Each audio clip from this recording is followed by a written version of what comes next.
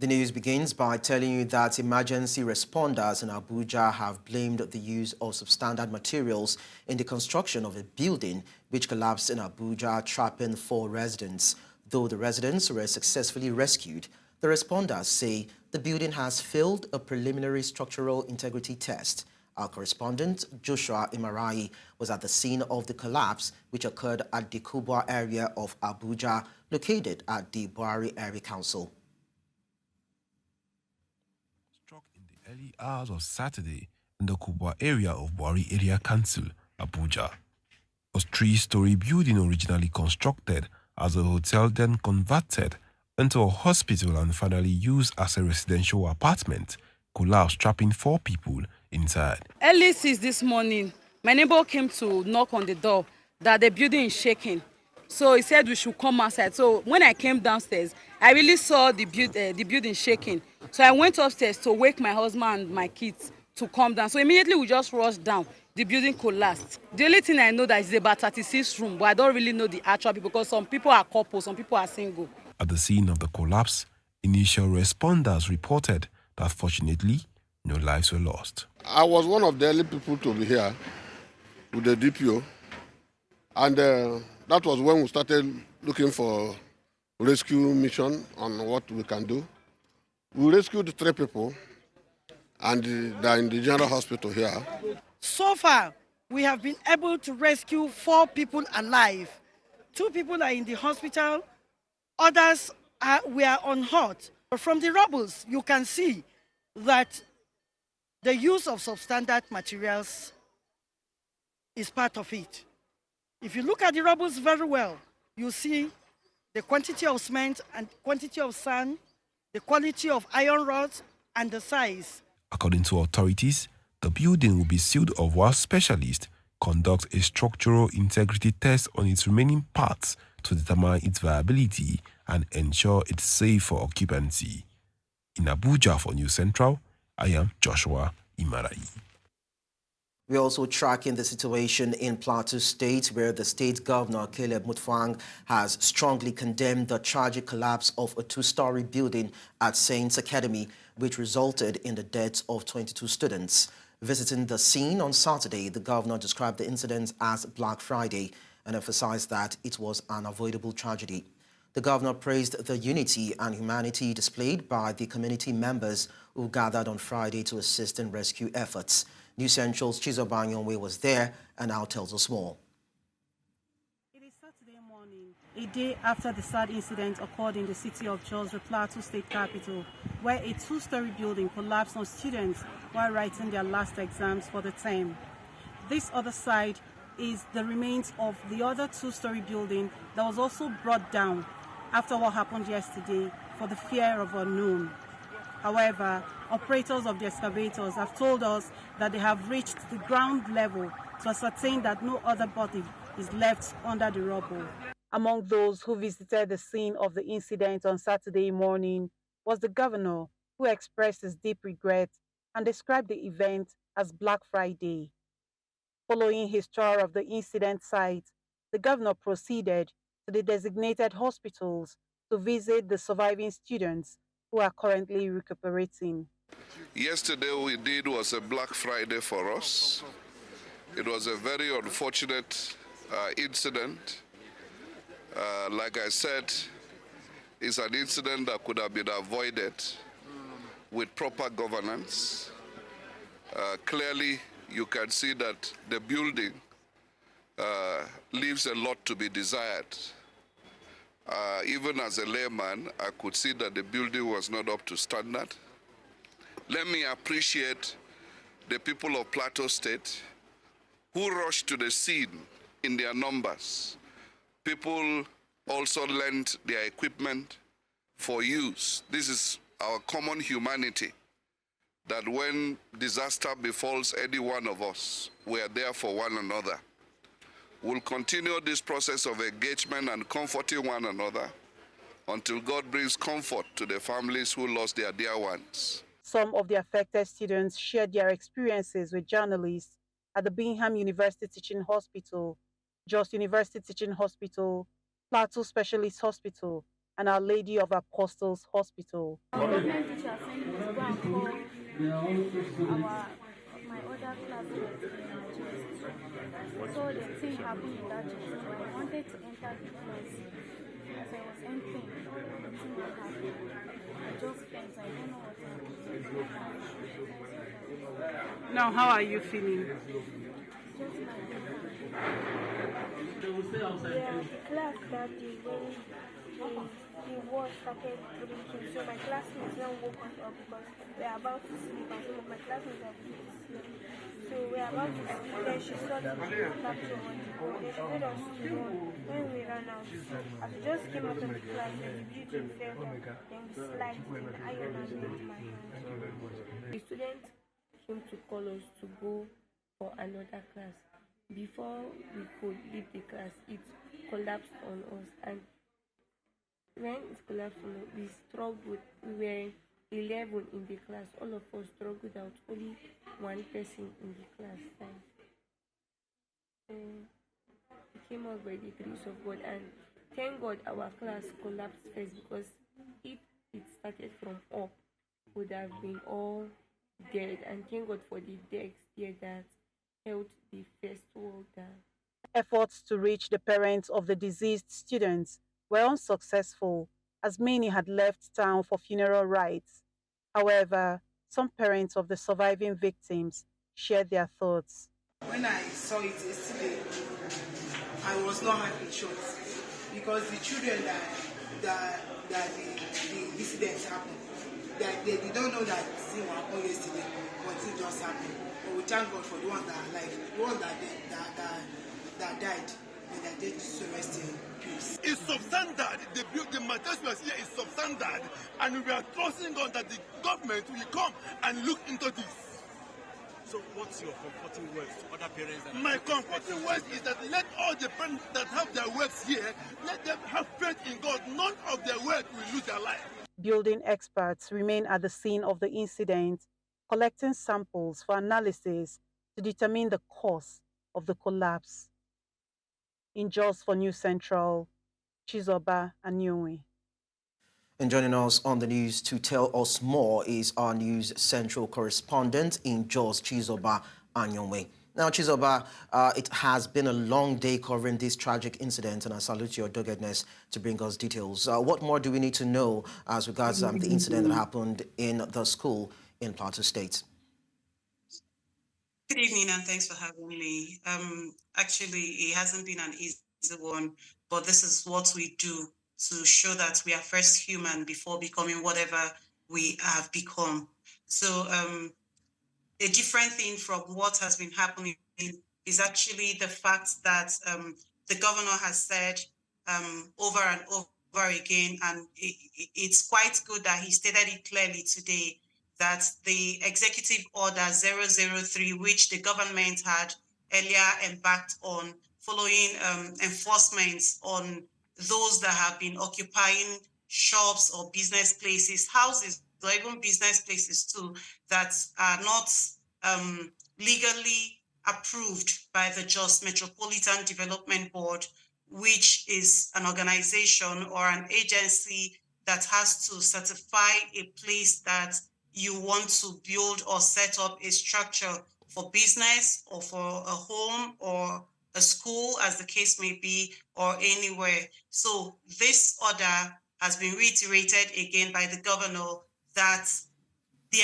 enforcement will actually come back again with full force to ensure that lives are saved, so that it is not always medicine after death, just like what has just happened at the Saints Academy, where 22 students have been confirmed dead, and then so many again are still battling for their lives in the various hospitals where they are recuperating. So that order is going to be seen playing out very well this time around.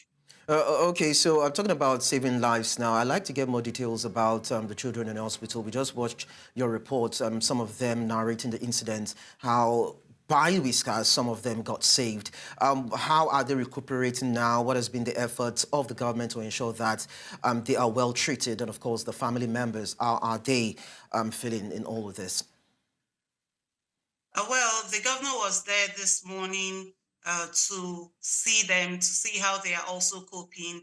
And he had instructed that all the hospitals where they are taking treatments should give them whatever they need for fast healing so that they can also get back to their normal lives again. So I don't think that the doctors or the administrators of those hospitals would hold anything back in treating these children to also ensure that they come back in no longer time back to their homes, because of course their parents, they are human beings too.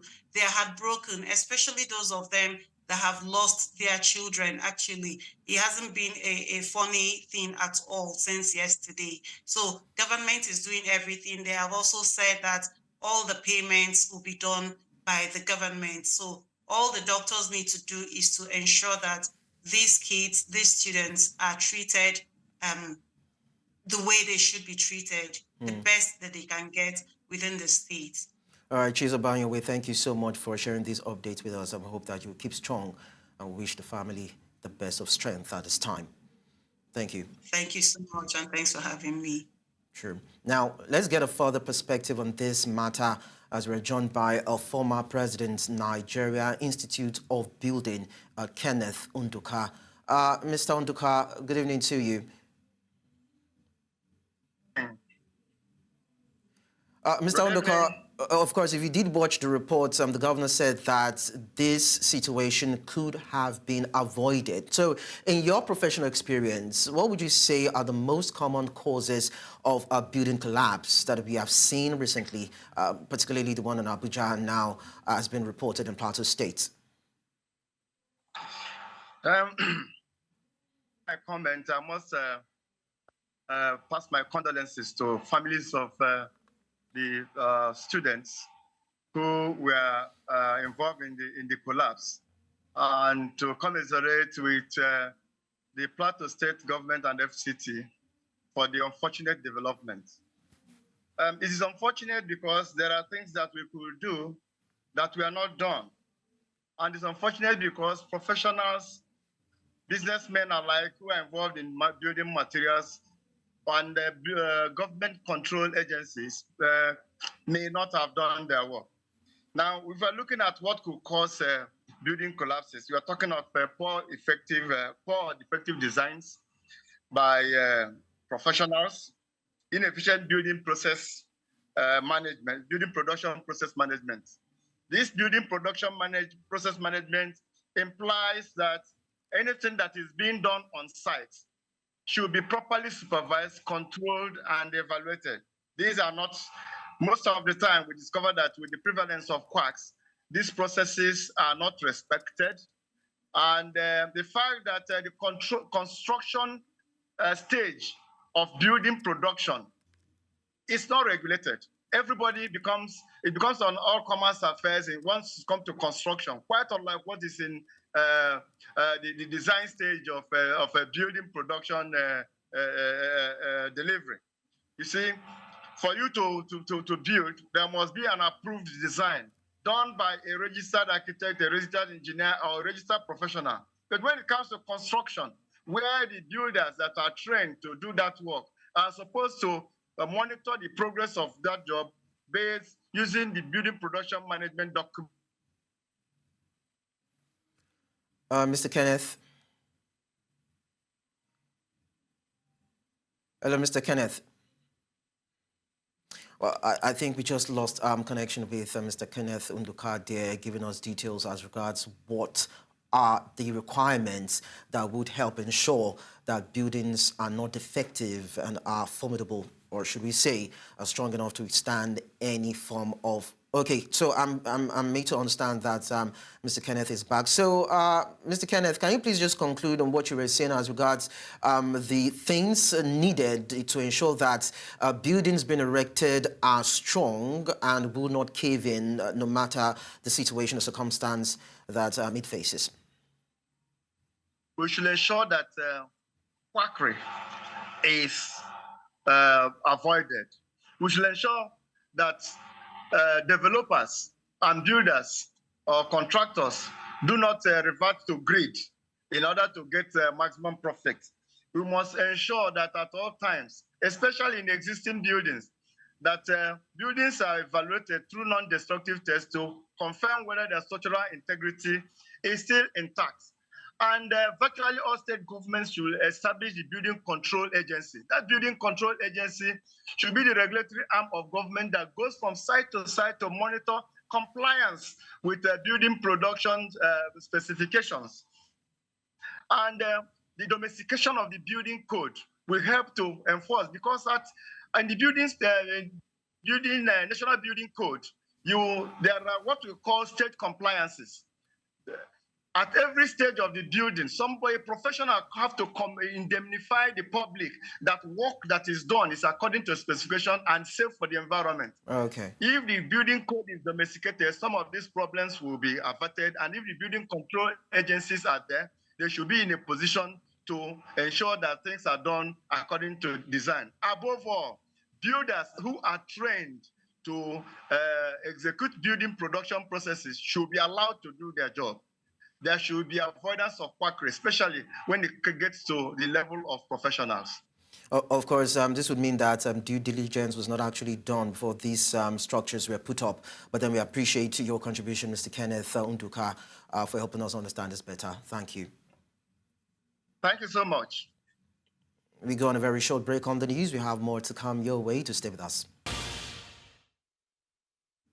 We move away from stories around building collapse and talk about infrastructural development. And we tell you that Nigeria's federal government has dismissed reports which claims that it has ceased funding for all projects inherited by the current government and will no longer complete them. Nigeria's Minister of Works, Dave Umahi, while meeting with contractors in Abuja, says that the reports misrepresented the position of the Federal Executive Council, assuring that the projects will continue to receive attention from government, especially those that are about 80% completed. Amadin Uyi reports. It was a meeting with contractors handling various projects across the country. The Minister of Works expressed worry over reports misrepresenting the position of the Federal Executive Council on the completion of all inherited projects. He says many of the reports on the issue did not capture the true situation of the Council's position. But we're also worried with the way the press had misconstrued the fair directive of FEC. And we saw on Arise television, I personally saw that FEC had directed that all inherited projects be stepped down. That is very, very misleading and is capable of, causing a serious harm, for economy. Neither the president nor FEC directed that inherited projects should be stepped down.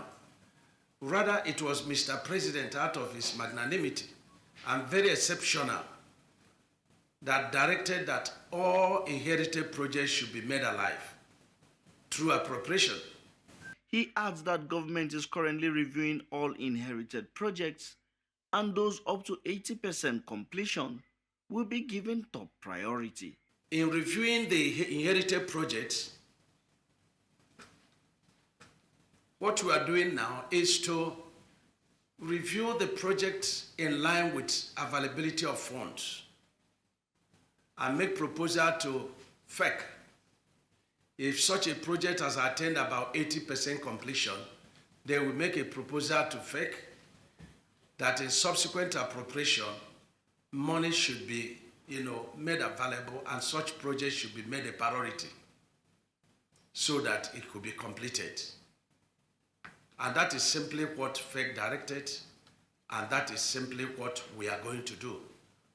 The president has not stepped down all inherited projects. The minister assured that President Bola Tinubu is working round the clock to ensure there is available funding for the projects owing to the rise of bitumen by over 1,000%, a situation that has put contractors in a difficult position.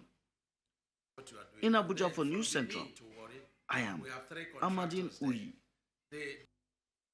Now, following low turnout of voters, reactions have trailed the conduct of the local government elections in Delta State, Nigeria's South. New Central correspondent Austin Azu, who monitored the exercise, completes the report. Anticipated local government council elections in Delta State came with a heavy downpour in the early hours of Saturday, 13th July 2024. This, however, led to the late arrival of voting materials across the state. Though the roads and streets in the state seemed not to be empty, as some residents of the state defied the restriction of movement ordered by the state government and police across the 25 local government areas of the state. There is heavy presence of security personnel on the ground to enforce law and order within the polling units and wards. Observers were equally on the field to monitor the process. At Unit 33, Osubi was 6 in Okpe local government area of the state, where Governor Sheriff Bayero cast his votes. The turnout was quite encouraging, unlike other areas visited where there are no queues.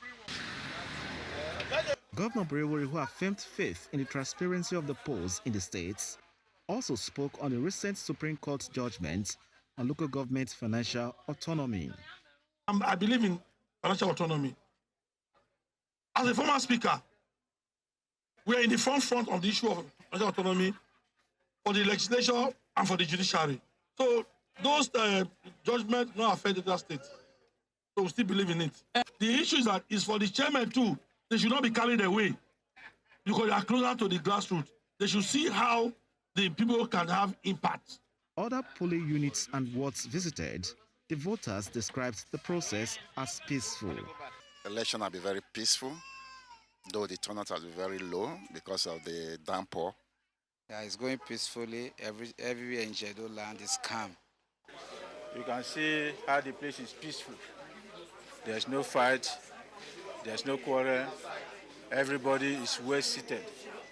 Yeah, Jedo election has been a peaceful election since the issue of Jedo. Meanwhile, there were reports of some polling units where elections were not held due to no voting materials and DSEC officials. Now that the elections are over, attention has shifted to the DSEC office in Asaba, where the final results of each local government will be announced by the DSEC returning officers. In Delta, for News Central, Austin Azu. Still on local government elections, Chairman of the Adamawa State Independent Electoral Commission, Mohammed Umar, has expressed concern over low turnout of voters at the local government elections conducted in the state on Saturday. Umar expressed the concern shortly after inspecting some polling units in Yola South and Yola North local government areas. He, however, expressed satisfaction with the peaceful conduct of the elections. Starting of the election, the turnout was very low. But you should bear in mind that this rainy season, some people they don't care about the election, they prefer to go to their farms. More so in the local government election, there's this notion. People have the notion that well, even if they vote, the party in power is going to win. We try to sensitize them on this. Away from that, we tell you the Office of the Chief of Staff to the Emir of Kano, Lamido Sanusi, has confirmed that a fire incident occurred at the outer court of the palace, Kofar Kudu, on Saturday. Chief of Staff to the Emir, Munir Sanusi Bayero, in a statement said there were no casualties and the damage was minimal. He said investigation is ongoing to ascertain the cause of the fire and steps are being taken to prevent such incidents from happening in the future.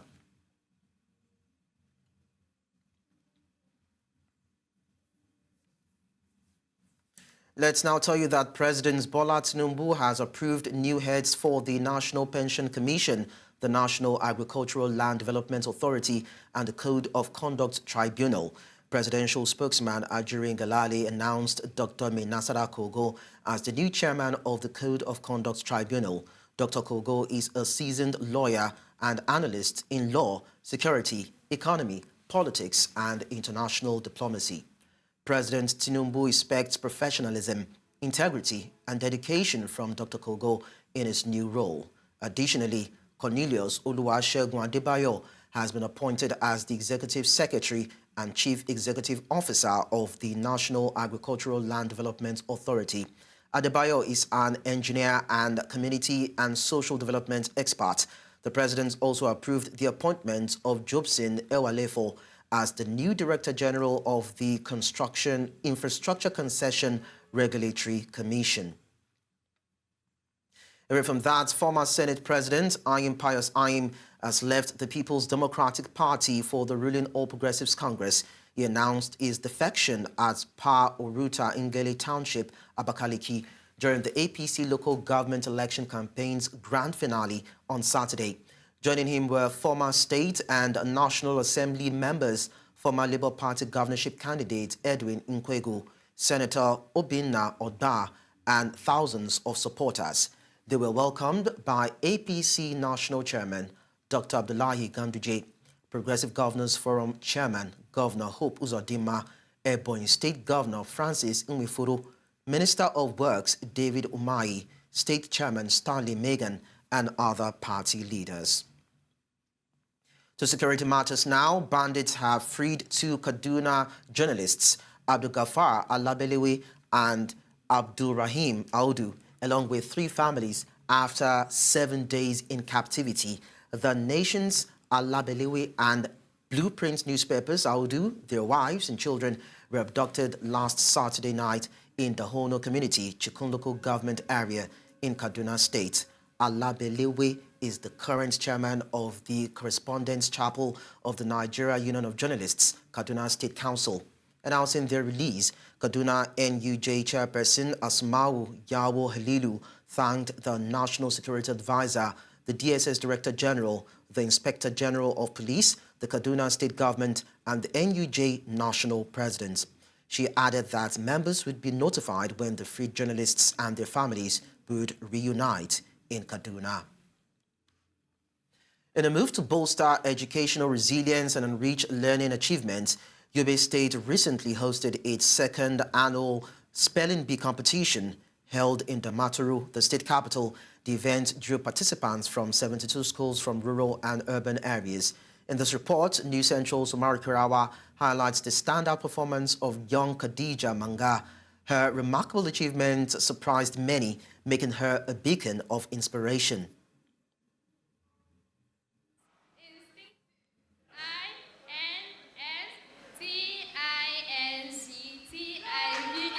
With the theme, Spelling to Improve Learning, a Key to Resilience, the spelling competition aimed to foster literacy skills among students and encourage a deeper engagement with language. The initiative also seeks to accelerate recovery efforts in a region previously impacted by long-standing insurgency. It was really tough, but that is why the prize is there for us. It's for us to read our manuals very well, and if we read them very well, and that is why the trophy is there for the number one. The spelling competition drew enthusiastic participation from more than 144 students representing both public and private schools. They showcased their impressive spelling skills across a variety of categories. Every contestant that comes in is a winner, and I congratulate all of them. For ours, we want it to be institutionalized so that government will take over and government will continue implementing it across the state. For this competition, they really try a lot because it's making some of the students to work hard. In times of their speech, the outspoken words and other things. This is just in line with the commitment of His Excellency Governor Malabuni to revive back the state of education in the state. Program like this, I suggest should be taking place at least 3 times in a year because it will serve as a teaching tool and then mechanism for evaluation of the entire education ecosystem. The participants' emotions vividly reflect their enthusiasm and unwavering pursuit of academic excellence. It's my biggest dream, wallahi. I want to hold a trophy in my life, and now I'm holding it. Thanks Allah. I'm very happy my daughter came first in this competition, and all the credit goes to Zaid bin Thabit, who nurtured her and trained her. Our teachers, our parents, government have invested so much in the education sector, and we hope to improve better in future. We at least test the numerous investment put in place by His Excellency Munir Sanusi in the education sector. The first place winner claimed a grand prize of over 1 million naira, along with a brand new laptop and a scholarship. Meanwhile, the first and second runners-up were also awarded significant prizes and additional support. It goes to tell two things. One, the resilience of our population, and then two, the result of His Excellency's strive towards improving the education sector.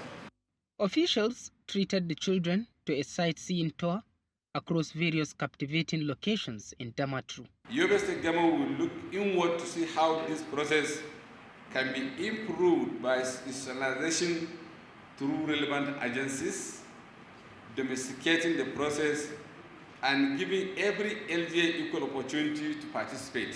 The spelling competition is not only an event to win trophies and awards, but an avenue to lighten up path to brighter future and sustainable growth for the younger generation. In Damaturu for News Central, Umaru Kirawa.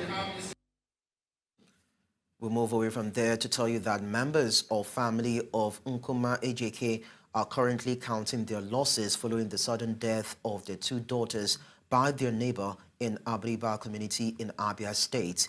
They are now struggling to save their second son, who survived the attack by the neighbor, identified as Ifeoma Aku. News Central's Chinwe Ogede reports that the son was stabbed in both eyes by the woman. 23rd of June 2024, the family of AJK have been in agony over the loss of their two daughters, while still struggling to save their hospitalized second son at the Federal Medical Center in Umuahia, Abia State.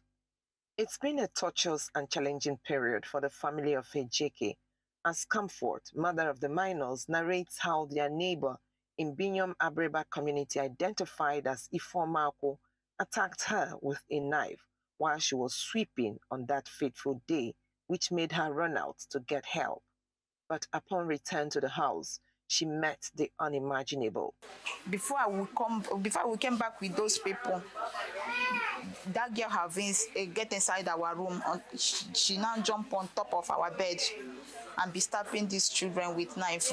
We break the window, the alumako. Those people, my two children were already died.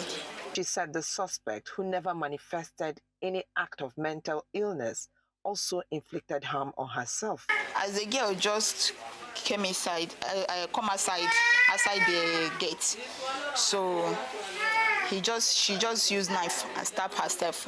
Her husband, Nkuma, a carpenter, also shares how he learned about the incident.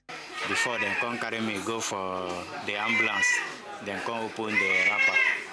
I can't see my children, my two daughters. All their body is full blood. While the deceased children still lie in the mortuary, the oldest child who escaped the attack seemed confused, as the parents now desperately seek financial support to save their son from the near-death attack. I have done one surgery for this eye now.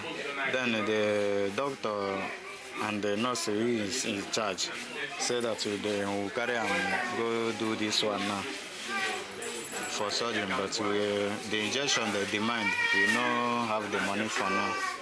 Since I could not see any of the suspect's family member to corroborate the story of mental illness, I sought a professional explanation of the allegations from a consultant psychiatrist, Dr. Chizoba Acho.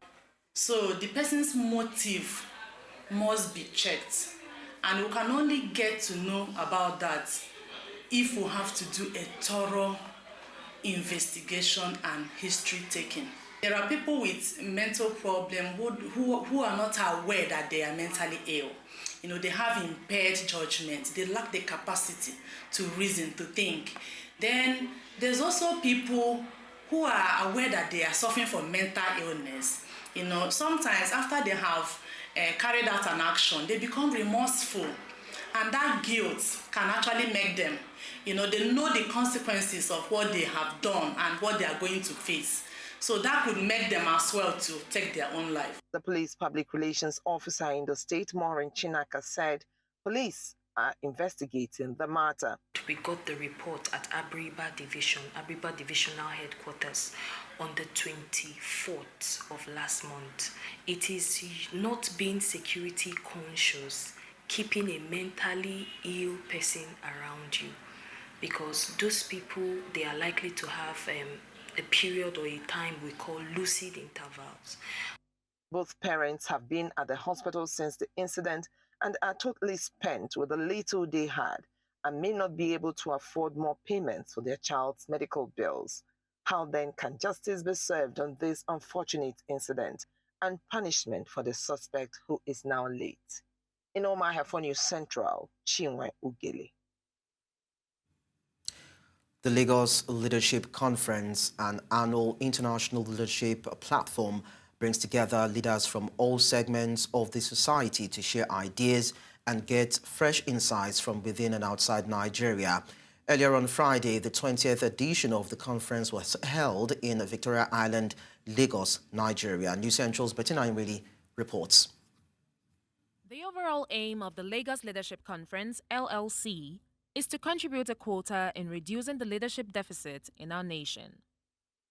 LLC says it hopes to reform and transform individuals to great minds in their professions by partnering with finest leaders, innovators, professionals, and entrepreneurs who will share ideas with participants. The integrity has to do with consistency.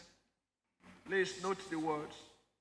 Consistency between what a leader says and what the leader does. That integrity is an alignment between a person's values, beliefs, words, and actions, as well as the extent to which promises are kept. Both keynote speakers at the conference, the executive chairman of the Economic and Financial Crimes Commission, EFCC, Olukoyede Olanipekun, and Ajori Shedere Awoshika, a leading woman in business, spoke on leading with integrity from both a corporate sector perspective as well as the public sector perspective.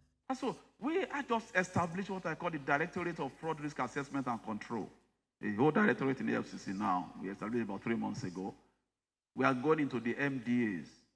We have over 700 of them.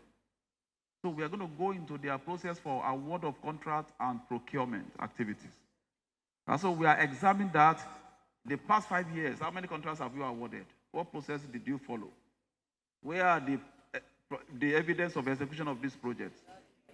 I've been advocating for Unexplained Wealth Act that would make me say, look, if I find you are a public servant, you retire on grade level 17, I know your pension and I know your gratuity.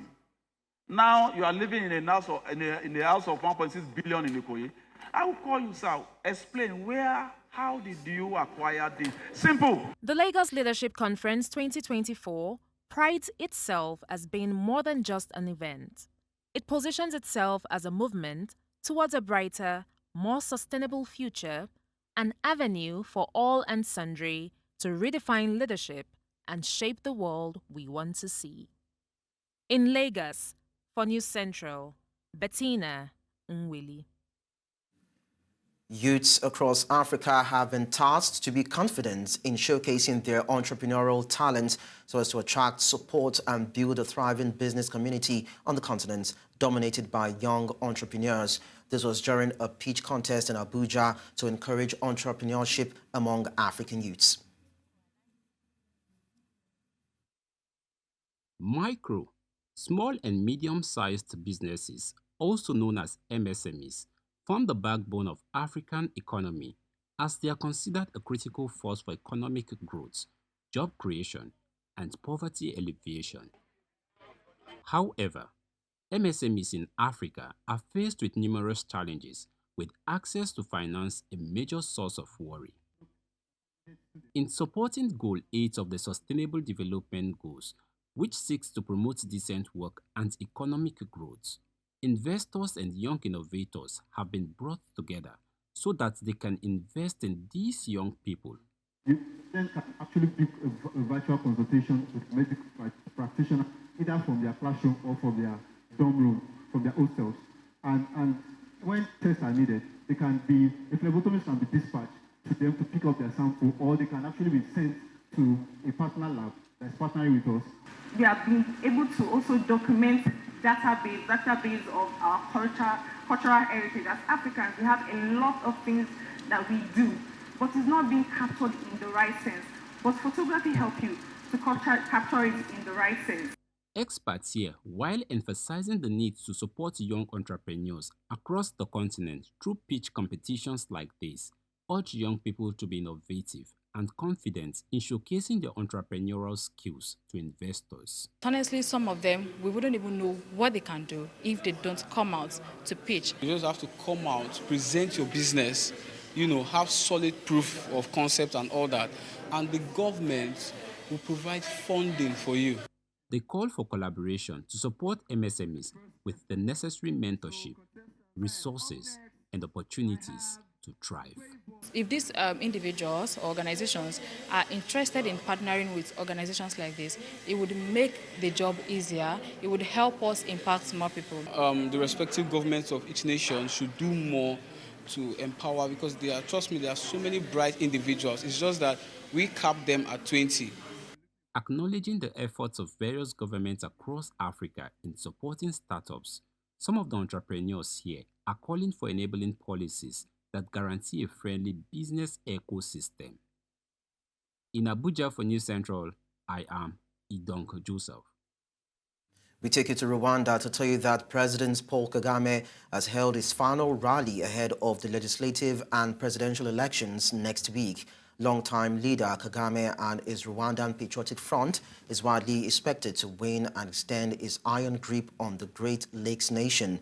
However, opposition candidate Frank Habineza hopes to cause an upset. When he ran in the last election in 2017, Habineza scraped just 0.48% of the vote against Kagame's whooping 98.79%.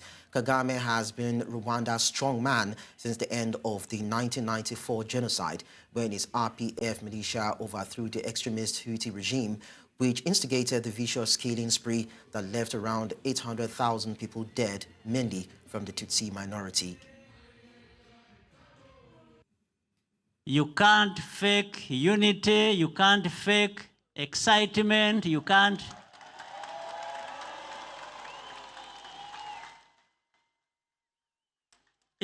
fake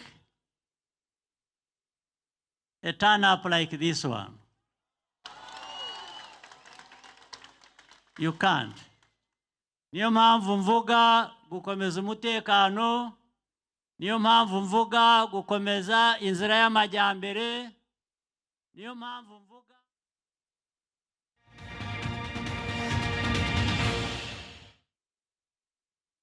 We talk business now. The Nigerian official foreign exchange market experienced a significant increase in turnover, rising by 40% this week. Data from FMDQ shows that the turnover increased by $740.92 million last week to $1.03 billion this week. This surge in FX turnover coincided with a two-day sale of a dollar worth $122.67 million to authorized dealers by the Central Bank of Nigeria. However, despite the boost from the CBN, the exchange rate from naira to dollar reached a new low, closing at 1,563 naira 80 kobo to a dollar on Friday. The market continues to be influenced by various factors, including the CBN's interventions and market demand. In the world of sport, judgment may have been postponed in the case before the Court of Arbitration for Sport (CAS) involving the World Anti-Doping Agency WADA and Nigeria. A decision was expected on Friday. Information gathered from various sources indicated that the decision may have been deferred till after the Paris 2024 Games. WADA had claimed that Nigeria, among some other countries, did not comply with the WADA code. The alleged non-compliance in the Nigerian case is due to the Nigerian Anti-Doping Organization (NADO) not addressing several critical requirements of its anti-doping program following an audit carried out by WADA in late 2022. The Super Falcons of Nigeria will depart for France from the training camp in Seville, Spain on Thursday, July 18, a week before the Olympic opener against Brazil at the Stade Bordeaux. The nine-time African champions have been intensifying their preparations for their return to the Women's Olympic football tournament training in Seville. The team has had full days of preparations before a crucial training match against reigning Olympic champions Canada. Their opening match against Brazil is scheduled for July 25 at the Stade Bordeaux, followed by games against Spain and Japan at the Stade de la Beaujeu in Nantes. The possibility of South Africa bidding to host the FIFA Women's World Cup is back on the table. South African Football Association SAFA President Danny Jordaan revealed that this also formed a part of the discussions with the new Minister for Sport, Arts and Culture, Gayton McKenzie. SAFA had bid to host the 2027 Women's World Cup and went through the first two phases before pulling out when the much-needed government support was not forthcoming. But Jordaan, speaking to media, revealed that the meeting with McKenzie was fruitful and discussions around the bidding for 2031 World Cup are on the table. Africa has never hosted the Women's World Cup. Finally, in the world of sport, Ireland secured a dramatic 25-24 victory over South Africa in Durban, levelling the Test series at 1-1. Replacement fullback Kieran Fowley clinched the win with two crucial drop goals, including one on the final play. Despite South Africa's strong second-half comeback, Ireland's resilience prevailed. The Springboks struggled with their new wider game plan, relying heavily on Andre Pollard's kicking 24 points and their powerful scrum. Ireland's early dominance and effective defence kept them ahead of the most of the match. South Africa's resurgence came after Irish captain Kellen Doris received a yellow card, allowing the Boks to briefly take the lead. And that's it in the world of sport. I am Onyinyechi Obaro. And that's all at this hour. But before we go, we look at our top stories again.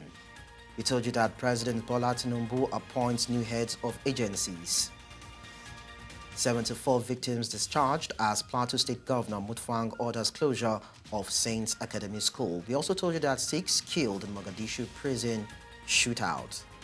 Don't forget to send your eyewitness report to the WhatsApp number and email on your screen. And you can follow us on social media. We are at News Central TV.